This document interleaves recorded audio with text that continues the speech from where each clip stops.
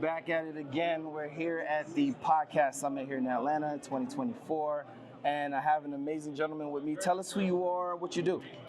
My name is Kashif. I actually manage the Social Proof podcast. All of the releases of the Social Proof podcast I edit. Well, I make sure that it's edited, and make sure that it's released on YouTube and all the platforms. All the podcast platforms. I make sure that it's distributed to all platforms, and we have a team that handles clips and all other edits. And it's a lot. So I can only imagine the magnitude of content you guys have to go through on a regular basis. Right. Now, what got you into what you do? Well, I mean, I'm a multimedia professional, period. So music, art, video, graphics, that's my arena. That's been my life since I was 5. So I'm a self-taught freehand drawing, painting, self-taught musician. When I got to high school, I actually studied visual arts. Taught myself guitar in college while studying architecture and graphic design. Got my degree. I just stayed in the arena, and I just made sure that I worked with individuals who needed help with video, with logos, graphics, music, all those things. So I just stayed in that arena. That's super dope. Now, being part of the team that's throwing this amazing event, how important is this, and how is it important to do it in Atlanta specifically? Well, the first thing that comes to mind is that Atlanta is known for its respect for entrepreneurship. So a lot of times when you go to other cities, there's like a different vibe as far as entrepreneurship, or like a different respect. Some cities don't really respect entrepreneurship, in my opinion, in the way that Atlanta does. Atlanta will actually encourage entrepreneurship and will back you up. You see what I'm saying? So there's like a level of confidence that you can have being in an environment with other entrepreneurs or aspiring entrepreneurs. So, it's cool to just be in the environment, you know. Nice. A lot of times if you feel isolated, you're having to grab for motivation from somewhere. And, it's just, like I said, it's cool to be in the environment, but you could always come to events like these and, get a nice dose. Okay, now, David talked earlier about the importance of community. Based on your firsthand experience, how has community helped build the brand that it is today? And not alone just the brand, you, right? Because I'm assuming you're able to kind of get residuals from the work that you've been mastery at this point. Yeah, well, I've seen the trends like throughout my life. So one of the first times that I've ever gotten behind a camera, I was like 13 or 14 because my mother worked for a media company. So I was able to get behind a camera and work with teenagers when I was 13 and 14. So my mother's job just had a really great camaraderie in that atmosphere, and it gave me confidence. I was also involved in my church, still am. So like the church community, it's just cool. Like anytime you lend a helping hand, they see your willingness, and you're pretty much put on a job, like some kind of way. Nice. So I believe that David recognizes the power of community.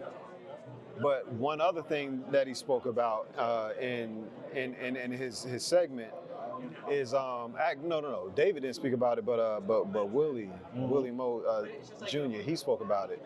It's actually like your motive, like what's driving your reason for doing it.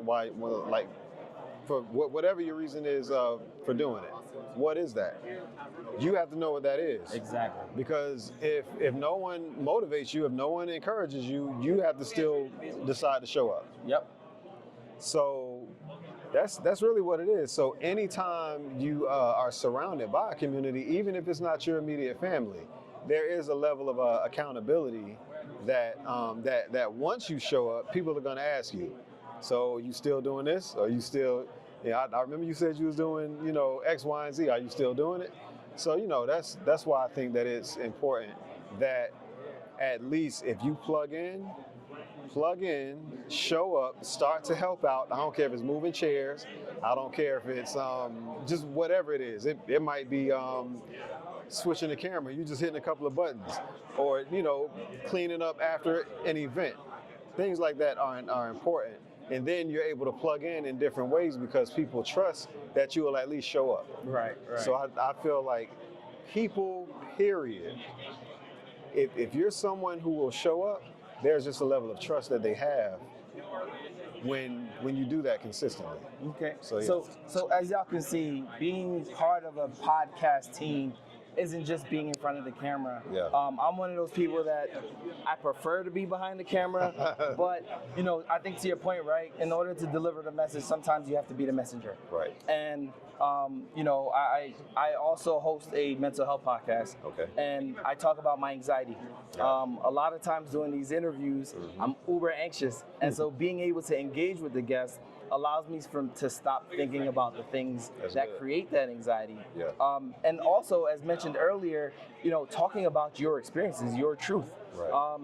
I feel as though that talking about a lived experience only helps us grow as a community, because one of my podcasts also is the state of the black man's mental health. Yeah. How many of us were taught to just take it in on the chin and keep moving? Yeah. How many of us know a father or a father figure or mentor that suffers in silence because of that old school way of thinking that mental health is something that's only kept at home and not talked about? Yeah. So our goal is to always talk about it, regardless of how it makes us feel, because as mentioned earlier, you never know who's feeling like they're also on an island, but if they cut down a couple of trees and mow a couple of weeds away, they'll start to realize, oh snaps, there are other people here too. Yeah. And so I love that message that was said, because it doesn't just resonate in the podcast world, it resonates everywhere. That's right. Because I think we all feel like we're on an island. Yeah. And just being able to kind of sift through the weeds show us that we're really not. Where can people find you? I mean, outside of the work that you do, but your personal work, as well as the stuff that you do. Where can people find you, and what you got coming up? Well, you can find me on Kashif Music, at Kashif Music. That's KESHEAF Music. That's on Instagram. KashifMusic.com. Kashif Music on YouTube. Okay, those are my socials. I do a lot with music. Now, as far as on the podcast side, I just started a podcast that's been in the works actually for a minute. I am a father and I'm a husband, so it is centered around that. And I call it the Fat Her Podcast. And this is actually my shirt right here. Oh, nice. You know what I'm saying? So yeah, the Fat Her. And what it means is the words Fat Her are conveniently, you put those together and it says father. It says father. That's dope. So, but what it means is, or the purpose of the podcast is conversations between fathers and husbands, that sharpen one another to lift one another up, and prayerfully we can get women to witness those conversations and actually become restored as a result of those conversations, especially if she is a woman who missed out on a relationship with her father. So the word fat in this sense means that we're abundantly restoring whatever was taken away as a result of an absent relationship with her father. So they get to observe fathers and husbands build one another up, and then they get to be encouraged in turn. So that's really what it's about. I believe that is something that was put on my heart, and yeah, that's pretty much what it's about. Now that is the Fat Her Podcast on YouTube, and that's it. And this is another black man working in his purpose, not just working, walking his purpose. And once again, we're here at the summit. Hopefully I get to interview a couple more people. Yeah. Until next time, peace.